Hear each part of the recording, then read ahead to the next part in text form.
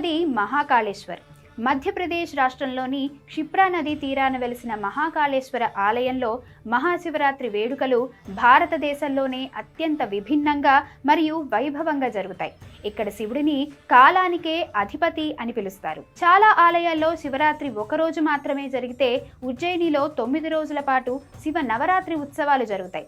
ఈ 9 రోజులు స్వామివారిని వివిధ రూపాల్లో చందన అలంకారం, శేషనాగ అలంకారం, మనమహేష్ రూపం ఇలాంటి అలంకారాల్లో అలంకరిస్తారు. మహాకాళేశ్వర ఆలయానికి ఉన్న అతిపెద్ద ప్రత్యేకత భస్మహారతి.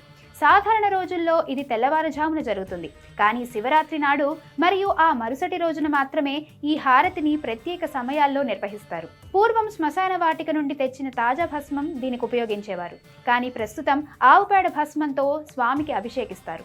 శివరాత్రి పర్వదినాన మహాకాళ్ ఉత్సవ విగ్రహాన్ని పల్లకిలో ఉంచి ఉజ్జయిని నగర వీధుల్లో ఊరేగిస్తారు. భక్తులు లక్షలాదిగా తరలివచ్చి స్వామిపై పూల వర్షం కురిపిస్తారు. శివరాత్రి రోజున రాత్రంతా ఆలయం తెరిచే ఉంటుంది.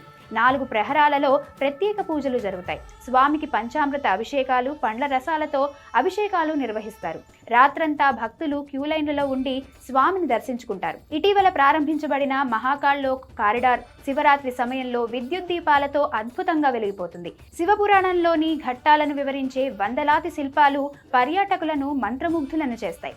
శివరాత్రి మరుసటి రోజు ఉదయం స్వామివారికి సెహ్రా అలంకరిస్తారు. ఇది స్వామివారి పెళ్లి వేడుకగా భావిస్తారు. ఈ దర్శనం కోసం భక్తులు ఎంతో ఆసక్తిగా వేచి చూస్తారు. మహాకాళేశ్వర్ ఆలయంలో భస్మహారతి మరియు ప్రత్యేక దర్శనం కోసం అధికారిక వెబ్సైట్ ద్వారా ముందస్తు బుకింగ్ చేసుకోవడం అత్యవసరం. శివరాత్రి సమయంలో రద్దీ విపరీతంగా ఉంటుంది కాబట్టి కనీసం 2-3 నెలల ముందే ప్లాన్ చేసుకోవడం ఉత్తమం.